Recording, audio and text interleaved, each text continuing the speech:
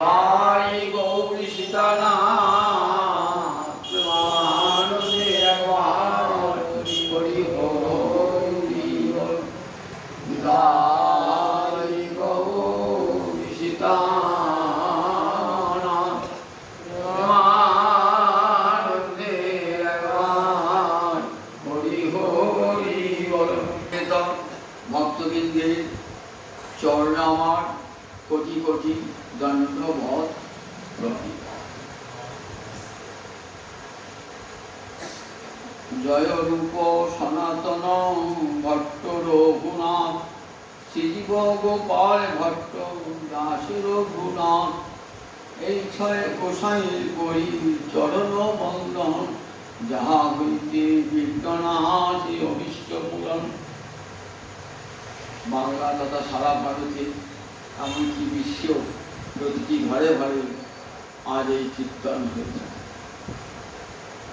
ছয় গোসাই, এই ছয় গোসাইকে মহাপ্রভু এমন কৃপা শক্তি সঞ্চার করেছিলেন যার ঘরে এরা কত শত গ্রন্থ রচনা করেছিলেন। এদের জীবনী আলোচনা করে দেখা যায়, দেখো কেমন করে কৃষ্ণ ভজন করতে হয়। সর্বস্ব পরিত্যাগ করে নির্জনে বৃন্দাবনে গিয়ে নির্জনে এক এক দিন এক এক বৃক্ষের, এক এক রাত্রিতে এক এক বৃক্ষের তলে স্মরণ করি, বুঝের ঘরে ঘরে মাধুকরি করি কেমন করে দিন ভাবে জীবন যাপন করতে হয়। বৈষ্ণবের যে লক্ষণ আমরা দেখতে পাই, তিনাদি শুনেছেন, এই লক্ষণ জগৎকে দেখিয়ে দিতেছেন কেমন করে কৃষ্ণ ভজন করতে হয় প্রাণায়াম। এই ছয় গোস্বামী জ্যেষ্ঠ এবং শ্রেষ্ঠ দুইতে বড় বটে, আমার শ্রেষ্ঠ সনাতন গোস্বামী বা রূপ সনাতন এবং শ্রীজীব, এরা তিনজনে কিন্তু এক পরিবারের অন্তর্ভুক্ত। শ্রীজীবের পিতার নাম ছিল বল্লভ, রূপ সনাতন এবং বল্লভ ওই হোসেন তৎকালীন গৌড়ের যে রাজা বাদশাহ তার অধীনে কাজ করত। সনাতন ছিলেন প্রধানমন্ত্রী, রূপ গোস্বামী ছিলেন অর্থমন্ত্রী, আর বল্লভ একটা বড় উচ্চপদস্থ কর্মচারী ছিলেন। এরই সন্তান শ্রীজীব। এই সনাতন গোস্বামী, রূপ এবং শ্রীজীব এরা কিন্তু বাঙালি নন, তিনজন কেউ বাঙালি নন। ছয় গোস্বামীর মধ্যে একমাত্র রঘুনাথ দাস গোস্বামী এবং রঘুনাথ ভট্ট এই দুইজন বাঙালি, আর চারজন কিন্তু অবাঙালি। রূপ সনাতন শ্রীজীব এবং গোপাল ভট্ট এই চারজনই কিন্তু অবাঙালি। সনাতন রূপ কোথাও বেরিয়েছিলেন কর্ণাটকের রাজবংশ। এখন যে কর্ণাটক কি বলে মহীশূর বলা হয়, সেখানকার রাজবংশের সন্তান। সর্বজ্ঞ জগৎগুরু একদিকে রাজা ছিলেন, আবার রাজগুরু ছিলেন। বেদজ্ঞ ভরদ্বাজ গোত্রের ব্রাহ্মণ, যজুর্বেদীয় ব্রাহ্মণ, সেই বংশে জন্ম রূপ সনাতন এবং শ্রীজীবের পিতা। পরবর্তীকালে তারা চলে আসেন, তাদের অধস্তন পুরুষ চলে আসেন বাংলাদেশি নৈহাটি বলে একটি জায়গা, এখনকার বাংলাদেশ। সেখান থেকে চলে যান বাকলা চন্দ্রদ্বীপ বলে একটি জায়গায় বসবাস করতেন। যে কোনো কারণ, রাজনৈতিক কারণে ভ্রাতৃবিরোধিতার কারণে চলে আসেন তারা, শুধু কর্ণাটক ছেড়ে চলে আসেন, এসে বাংলাদেশে আশ্রয় গ্রহণ করেন বাকলা চন্দ্রদ্বীপ বলে একটি জায়গা। এরপরে রূপ সনাতন কোথায় থাকতেন? রামকেলির কাছে মাধাইপুর বলে একটি জায়গা, কেউ মোরগা বলেন, কেউ মাধাইপুর। এখানে থাকতেন রূপ সনাতন।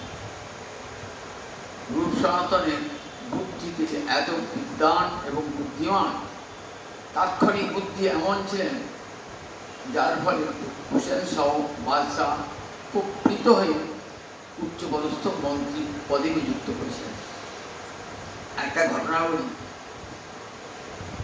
হুসেন শাহ তখনকার দিনে তো দুর্ভিক্ষণ যন্ত্র ছিল না, দূর থেকে দেখার জন্য এমন একটা স্তম্ভ নির্মাণ করেছে, বিশাল স্তম্ভ, যেন গোটা শহরটাকে দেখা যায়, শহরের আশেপাশে দেখা। সেখানে উঠেছেন, তৈরি হওয়ার পর উঠেছেন, স্বাদ হয় নাই কিন্তু তৈরি বড় উঠেছেন। যে মিস্ত্রি তৈরি করেছে তিনিও উঠেছেন। রাজা তো খুব প্রশংসা করছেন, সুন্দর ছাদ তৈরি হয়েছে এই স্তম্ভখানা। মিস্ত্রি বলছে আমি এর চেয়েও ভালো কাজ জানি। মানে এর চেয়েও ভালো কাজ জানি, স্যার বললি না কেন? পয়সা দেওয়া মানে সঙ্গে সঙ্গে কেমন দণ্ড মিস্ত্রিকে, রাজমিস্ত্রিকে ওই এত বড় উচ্চ স্তম্ভ থেকে ফেলে যাওয়ার সময় মরবার সময় বলছে ঠিক আছে আমার দণ্ড, কিন্তু আমাকে এই বর, আমার এই বর দেন আমাকে, এই স্তম্ভটির নাম হয় আমার নাম অনুসারে। নাম হয়ে গেল পিরুষ স্তম্ভ। পিরুষ সাহেবের মধ্যে কাজ ব্যক্তি নির্মাণ করেছেন তো পিরুষ স্তম্ভ নাম। ওইখানে উঠে রাজা দেখতেন কোথায় কোনো রাজদ্রোহিতা, কোনো লোক সমাগম হচ্ছে কিনা, আমার বিরুদ্ধে গিয়ে কোনো ষড়যন্ত্র করছে কিনা, ওকে উঠে রাজা দেখতেন, বা রাজা যারা ঘনিষ্ঠ জন তাদেরকে বলতে উঠে দেন। ফেলে দিয়েছেন তো, এইবার ছাত্র নির্মাণ করতে হবে। তখন হিঙ্গা বলে একটা কর্মচারী আছে, এবারে তুই যা, তো তুই এখনই যা, মোরগা যা। কি জন্যে যাবো আর জিজ্ঞাসা করতে পারেন। রাজা তখন এমন রক্তচক্ষু না, বলতেই সাহস করছেন না যে কি জন্যে যাবো। মোরগা যা বলেছেন, মোরগা যেখানে আমাদের রূপ সনাতন থাকে সেখানে সেটি রূপ শব্দ যেটা থাকে ঘোরাঘুরি করছে, ঘোরাঘুরি করছে। তখন রূপ সনাতন চাচ্ছে এরা ঘোরাঘুরি করছে কেন, জানো তো কি? তখন বলছে আচ্ছা তুই এখানে ঘোরাঘুরি করছে কেন? তা বলছে আমাদের বাদশাহ পাঠিয়েছে এখানে। তিনি কি জন্য বলেন, কোন ঘটনার প্রেক্ষিতে? তখন বললেন ছাদে রাজমিস্ত্রি নির্মাণ করে গম্বুজখানা তৈরি করেছিল, তাকে যে ফেলেছেন, তার মৃত্যু হয়েছে। তখন আমাকে বলছে যা শুনি রাজা, কি কারণ আমি জানতে পারলাম না। সনাতন স্বামী বুঝতে পেরেছেন নিশ্চয়ই কোনো ওই আমার স্থপতি কার্যকলাপ নির্মাণ কার্য কিছু একটা হবে, সেই জন্য পাঠিয়েছে। সনাতন কয়েকটা রাজমিস্ত্রি জোগাড় করবি, রাজমিস্ত্রি তখন বলছে আচ্ছা তুই, আমি তোকে কিছু আনতে বলি না, তুই রাজমিস্ত্রি আনলি কার পরামর্শে? তখন বললেন রূপ সনাতন করে দুই ভাই রয়েছেন ভোটায়, ওরা বললেন নিশ্চয়ই রাজা রাজমিস্ত্রির দরকার। বলে এত বুদ্ধিমান, আমি কি যে আমার সঙ্গে কোনো পরিচয় নাই, কিছুই নাই, এত বুদ্ধিমান, আমি রাজমিস্ত্রি চেয়েছি জানলেই বা কি করে? রাজা নিয়ে গেলেন এবং দুই ভাইকে উচ্চ পদে নিযুক্ত করলেন। দুই ভাই ছিলেন পড়াশোনা তো অনেক কিছুতে, ন্যায়শাস্ত্রে সুপণ্ডিত ছিলেন, ভক্তিশাস্ত্র পড়াশোনা করেছেন। সনাতন বাল্য রাত্রিবেলা স্বপ্ন দেখছেন যে এক ব্রাহ্মণ সকালবেলায় এসে তার হাতে একটা ভাগবত অর্পণ করছে। যার স্বপ্ন দেখা তাই সার্থক। সকালবেলা দেখছে এক ব্রাহ্মণ এসে বলেন এই ভাগবতখানি তুমি পড়ো। সেই ভাগবত পড়তে পড়তে এমন কৃষ্ণ ভক্তি অন্তরে জাগ্রত হল, রাজকার্য করছেন ঠিকই কিন্তু মনটা উদাস উড়ুড়ো হয়ে উঠেছে। রাজকার্যে মন বসছে না, রাজকার্যে মন বসছে না। ইতিমধ্যে মহাপ্রভুর কথা শুনেছেন। সনাতন জানেন যে কলিকালে রাধাকৃষ্ণ একত্রিত হয়ে গৌরাঙ্গ রূপে আবির্ভূত হবেন এবং হরিনাম সংকীর্তন প্রচার করবেন। তিনি হবেন নিশ্চিত নবদ্বীপে শচীগর্ভ সিন্ধু মাঝে গৌরহরি আবির্ভূত হয়েছেন। কবে গৌরহরির চরণে আত্মসমর্পণ করব, অন্তরে প্রবল আলসা প্রবল আকুতি একটা চিঠি লিখে পাঠালেন মহাপ্রভুর কাছে। মহাপ্রভু চিঠিতে উত্তর দিলেন, কিরকম সুন্দর একটা চিঠি, একটি সংস্কৃত শ্লোক। বড় ব্যসনিনী নারী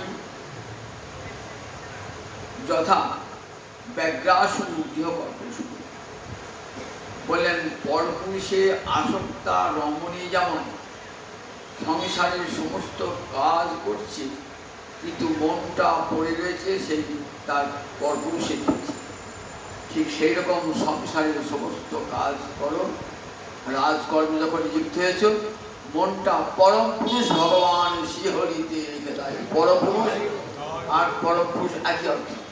পরপুরুষ মানে সর্বশ্রেষ্ঠ পুরুষ, পুরুষোত্তম ভগবানের মনটা রেখে দেয়। যথাসময়ে ভগবান শ্রীকৃষ্ণ তোমাদেরকে সংসার কূপ থেকে উদ্ধার করবেন। রূপের অন্তরে প্রবল আকুতি জাগবে, রূপ আর থাকতে পারলেন না, রূপ আর থাকতে পারলেন না। কি হল, এমন সময় আমার মহাপ্রভু সন্ন্যাস গ্রহণ করে চলে গেছেন। তারপরে সেখান থেকে দক্ষিণ থেকে আবার পুরীধামে ফিরে এসেছেন। ইচ্ছা হলো একবার নিজ জননীকে দর্শন করব আর জাহ্নবী গঙ্গাকে দর্শন করব। জননী আর জাহ্নবী এই দুটি আমার পরমাশ্রয়। এই উদ্দেশ্যে এলেন।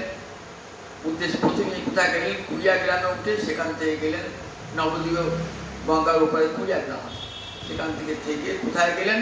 সেখানে বিদ্যাবাচস্পতি থাকে, সার্বভৌমের ভ্রাতা, তার গিয়ে কয়েকদিন কাটিয়ে চলে গেলেন রামকেলি, মালদহের রাজধানী রামকেলি, যেখানে গৌড়ের রাজধানী।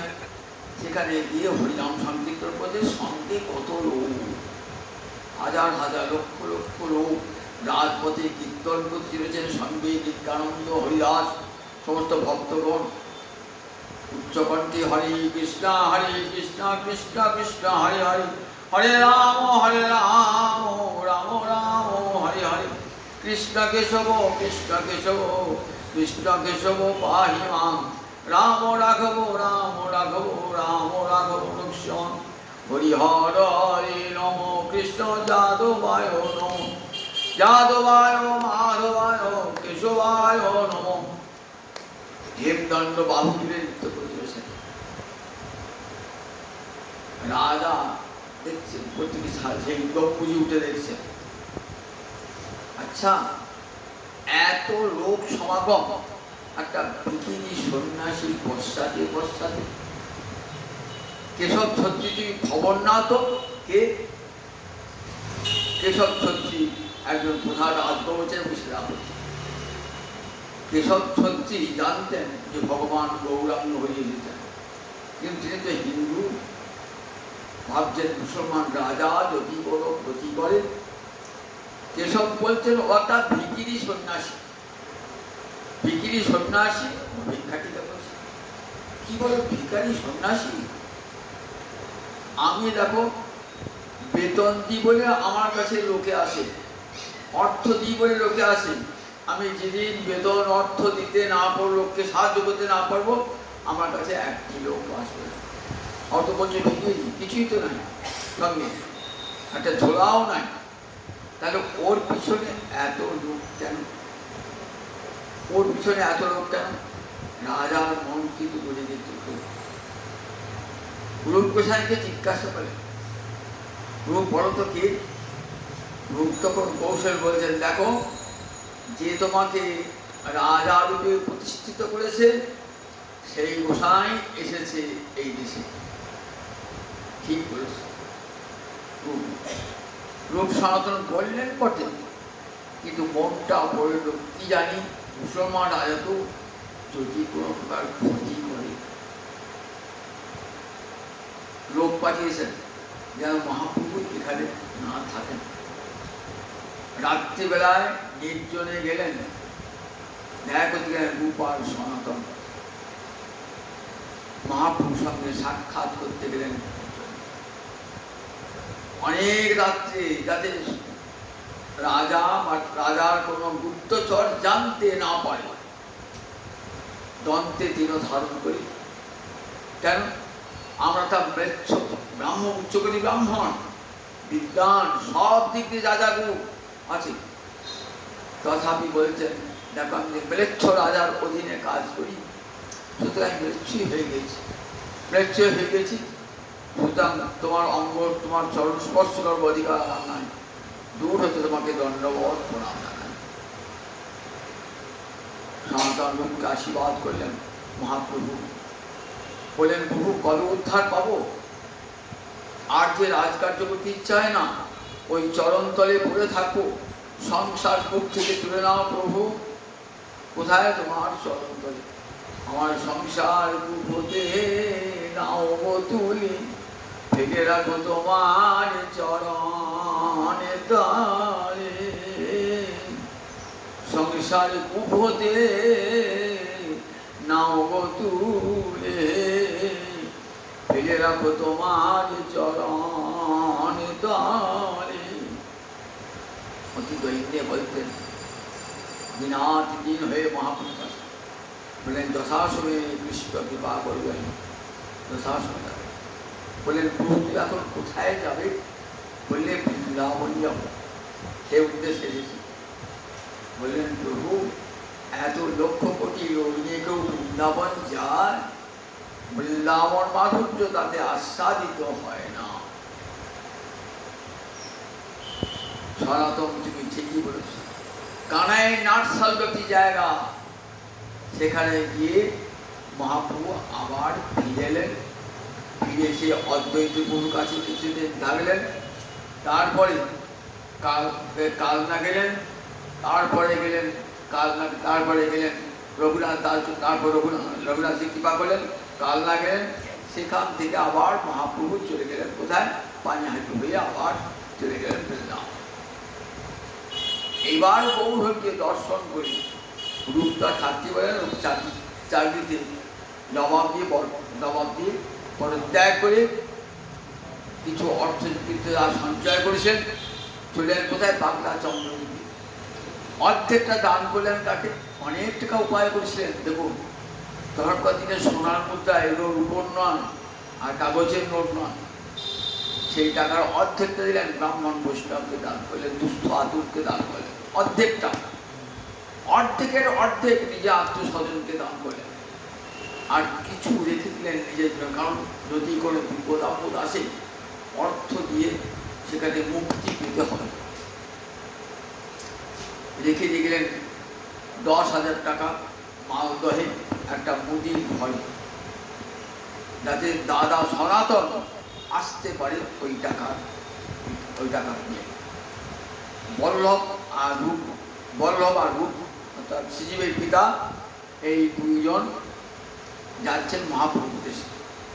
কখন মহাপ্রভু বৃন্দাবনে পৌঁছাবেন এই উদ্দেশ্যে পত্র পাঠিয়েছেন, কিন্তু তখন মহাপ্রভু বৃন্দাবন থেকে চলে আসছেন। প্রয়াগে দেখা মহাপ্রভুর সঙ্গে রূপ গোস্বামী প্রয়াগে দেখা, সেখানে 10 দিন দশাশ্বমেধ ঘাটে প্রয়াগে বসে মহাপ্রভু 10 দিন ব্যাপী রূপকে শিক্ষা দান করেন। চৈতন্য দেখবেন রূপ শিক্ষা, ব্রহ্মাণ্ড ভবিতে কোনো ভাগ্যবান গুরু কৃষ্ণ প্রসাদ পায় ভক্তিলতা। মহাপ্রভু বৃন্দাবন সাক্ষাৎ হলো, মহাপ্রভু বলেন তুমি চলে যাও বৃন্দাবন। ইতিমধ্যে প্রতিমধ্যে প্রয়াগে মৃত্যু হয়ে গেল বলভদ্র, শ্রীজীবের পিতা, তার নাম অনুপম কেউ বলে বলভদ্র, পরম রাম ভক্ত ছিলেন। তার রূপ সমান্তর বলেছিলেন বলভদ্র শোনো অনুপম, আমাদের সঙ্গে কৃষ্ণ ভজন করে, কৃষ্ণ ভজনে বড় আনন্দ পাবে। বললেন বেশ দাদা, কৃষ্ণ ভজনই করব। রাত্রিবেলায় স্বপ্ন দেখছেন রামচন্দ্র শিওর এসে দাঁড়িয়ে বলছে দেখো আমার ভক্ত আমাকে ত্যাগ করলো, আমি তো ভক্তকে ত্যাগ করতে পারি না। দুর্দৈবে ভিত্ত যদি যায় অন্য স্থানে, প্রভু প্রভু তারে নিজের কাছে আনেন চুলের মুঠি ধরে টেনে। যদি দুর্দৈবে কোনো ভক্ত চলে যায় অন্য স্থানে, তখন কি করেন? প্রভু চুলের মুঠি ধরে তার কাছে নিয়ে আসেন। তাই প্রভু, আমি তো রামচরণে দিকে এসেছি, সুতরাং রামচরণ ছাড়া আর অন্য কোনো চরণ আশ্রয় করতে পারবে না। জড়িয়ে ধরলেন প্রভু, বলেন তুমি রামচরণই করো। রামচরণ সে কথা মহাপ্রভু বলেছে।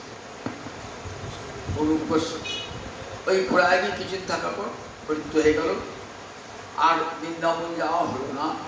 রূপগোস্বামীর পর চলে গেলেন বৃন্দাবন। রূপগোস্বামী আর যাওয়ার পর একটা চিঠি লিখে দিয়ে গেলেন সনাতন গোস্বামী পাদকে, দাদা মুদির ঘরে আমি 10,000 টাকা রেখেছি, তুমি সেখান থেকে টাকা নিয়ে কোনো প্রকারে ওই রাজধানী থেকে বেরিয়ে আসবার চেষ্টা করো। সনাতন যেই রূপ চলে গেছেন তাকে সেই যখন রূপের নামটা আগে হয়, জয় রূপ সনাতন ভট্ট রঘুনাথ। সনাতন তো বড় সনাতন নামে আগে হয়েছিল, কিন্তু রূপ আগেই কৃপা পেয়েছেন মহাপ্রভু। সনাতন তার রাজকার্যে যান না, ঘরে বসে থাকেন সনাতন, দিবারাত্র চোখের জলে ভাসেন। তবে বহু তোমার দেখা পাবো, নয়নে জলে মুখ ভেসে যায়। ওগো গৌর হরি, কবে তোমার দেখা পাবো, কবে তোমার চরণে সেবা পাবো। আমার সংসার কুপতে নাও গো তুলে, ফেলে রাখো তোমার চরণে তলে। কি করে উদ্ধার হবেন? রাজার গুপ্তচর ঘুরছে। রাজা বলছেন সনাতন আর আসে না কেন রাজকার্যে? লোক পাঠালেন, সনাতন বলেন শরীরটা ভালো নয়, করে দিতে পারছি না। শরীর ভালো নয় রাজমন্ত্রী, সঙ্গে সঙ্গে রাজবৈদ্য চলে গেছে, দেখো আমার মন্ত্রীর শরীর খারাপ হচ্ছে। রাজবৈদ্য দেখেছিলাম বলছেন মন্ত্রী, সনাতন তো কোনো শরীর খারাপ হয় না। এবার রাজা নিজে গেলেন, রাজবৈদ্য পাঠালাম, তিনি বললেন তোমার তো কিছুই শরীর খারাপ হয় নাই, তাই রাজকাজে যাচ্ছ না কেন? বললেন প্রভু আমি আর রাজকার্য করতে পারবো না, আমাকে আপনি বিদায় দিন। সনাতন বলে তা হয় না, যুদ্ধ লেগেছে, তোমাকে যেতে হবে আমার সঙ্গে। বললেন হে রাজন, আমি আর যুদ্ধ, বাদশাহ আমি আর যুদ্ধ করতে পারবো না, আপনি যাবেন উড়িষ্যায়, তো দেবতার মন্দির ভাঙবেন, দেবতা ভাঙবেন, আমি আপনার সঙ্গে দিতে হবে। তাহলে তাহলে তোমার শাস্তি, তোমার কারাগারে থাকতে হবে। তাই আমি যা শাস্তি দেবে, রাজা তো যা শাস্তি দেবে তাই আমি মাথা পেতে নেবো। আর সেই কারাগার আছে রামপেটিতে, সেই কারাগারে ভর্তি কারাগারে পেয়েছেন। সেখান থেকে ভাবছেন হা বউ, কতদিনে তোমার চরণ পাবো, কতদিনে তোমার চরণ পাবো। কারাগারে কঠোর প্রহরী আছে, কিছুতেই কারাগার হতে মুক্তি নাই। তখন যে কারাগারের রক্ষক তাকে বলি তোমাকে 5,000 টাকা দেবো, স্বর্ণমুদ্রা তো ছেড়ে দাও। বলে না না 5,000 টাকা হবে না, আমাকে তো রাজা তাড়িয়ে দেবে, আমার খেতে হবে। 7,000 দেবো, তাতে রাজি হবে। 10,000 টাকা দেবো।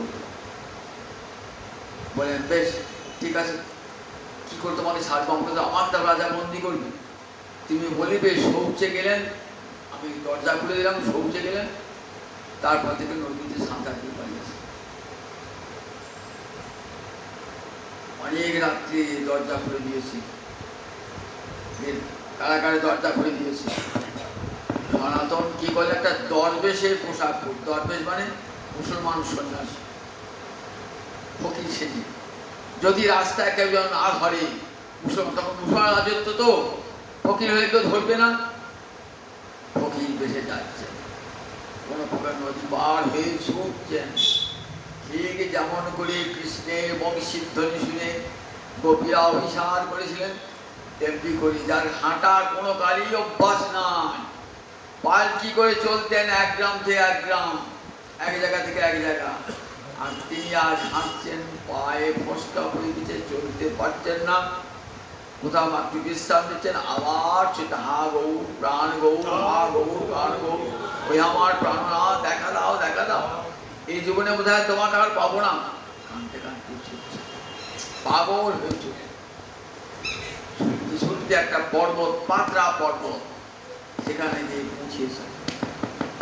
সেখানে রাত্রে থাকতে হবে তো, সেখানে একটা ভুঁইয়া মানে ভুঁই মালিক আছে, সে বললেন তোমাকে পার করলো, এই কাছে রেখে সেখানে একটু আলোর যত্ন করেছে।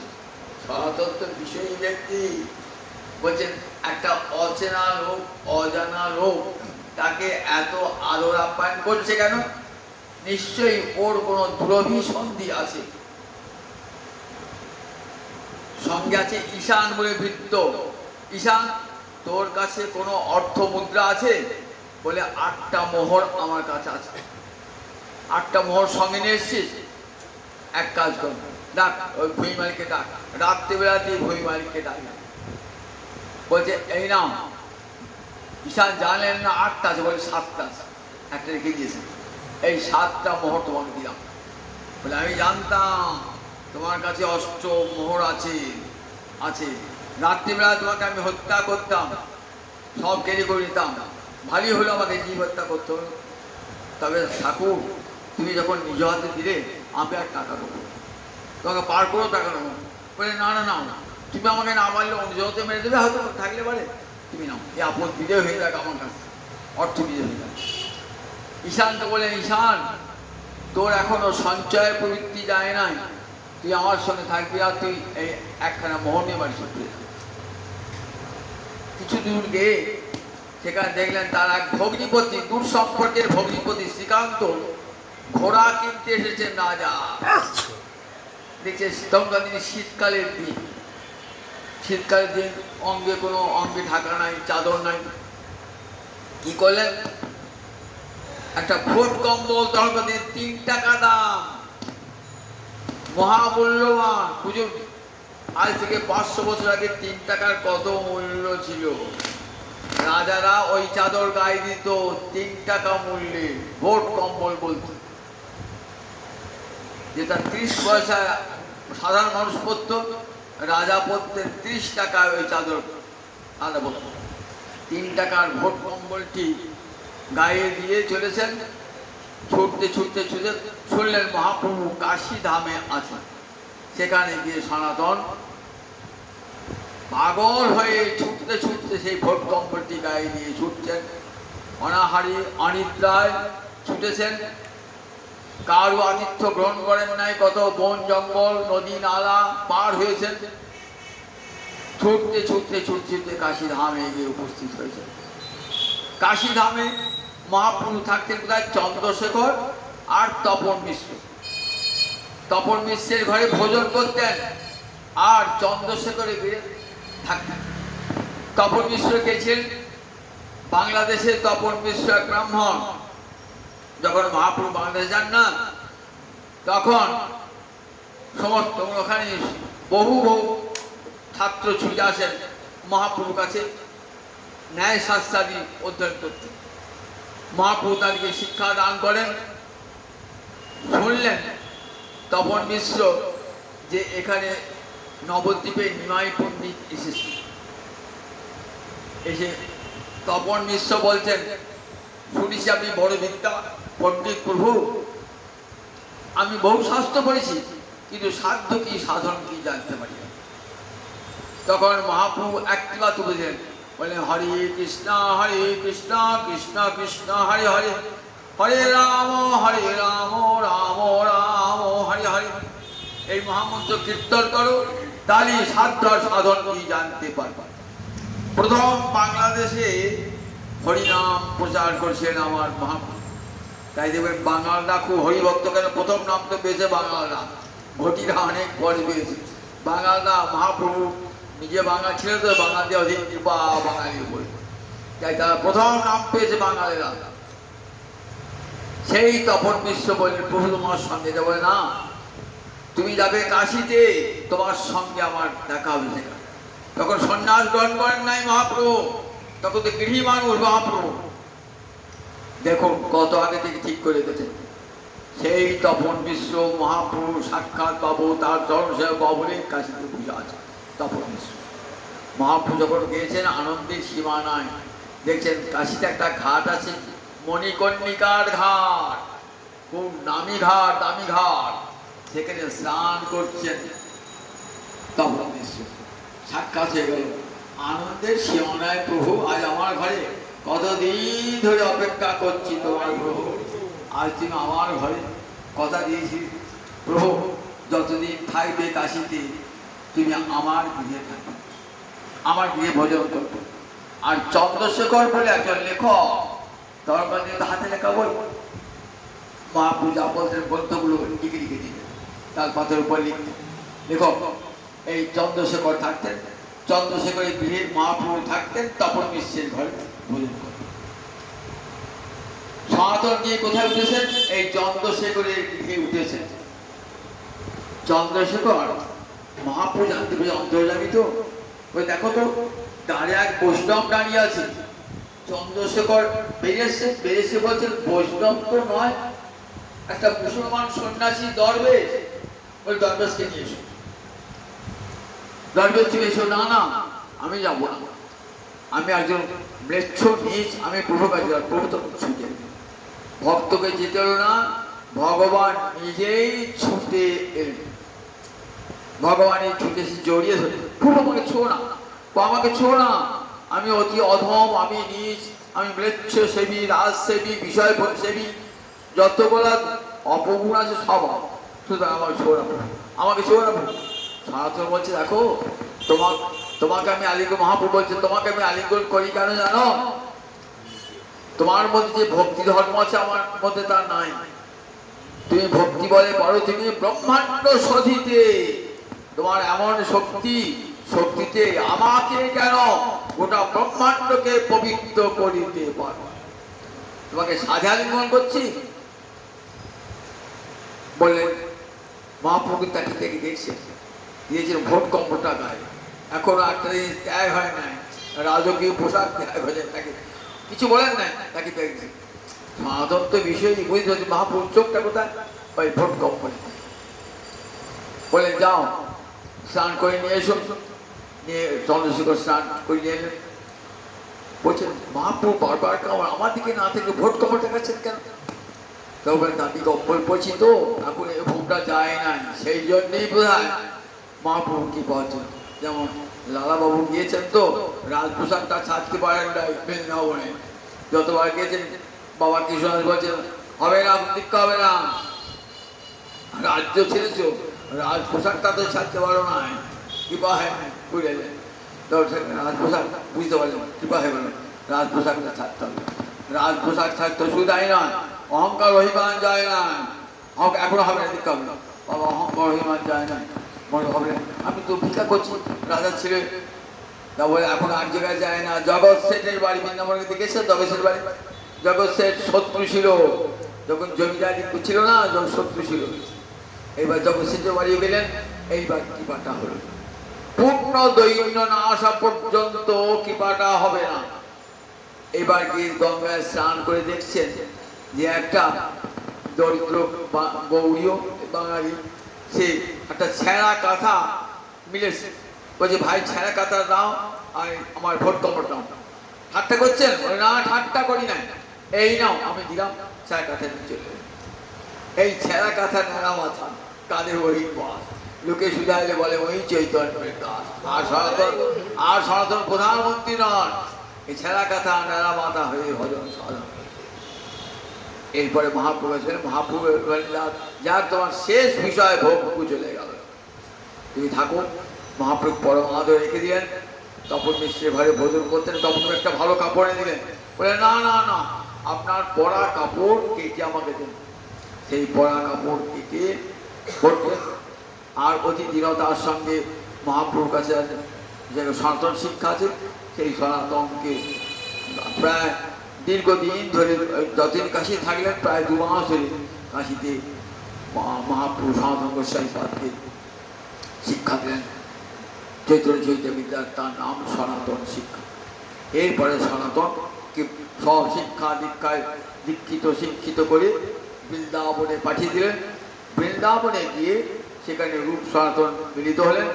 মিলিত হয়ে ভজন সাধন মহাপ্রভু বলেছেন তুমি লুপ্ততি উদ্ধার করবে এবং গ্রন্থ রচনা করবে, যাতে জগতে জীব ভক্তি ধর্ম কি বৈষ্ণব ধর্ম কি জানতে পারে। মহাপ্রভু কৃপা শক্তি সঞ্চার করে রূপ এবং সনাতনকে পাঠিয়ে দিলেন বৃন্দাবনে। আবার পরের দিন 8টা বেজে গেছে, আবার পরের জয়ন্ত আয় যায়, আবার পরের শনিবারে হবে জয়ন্ত।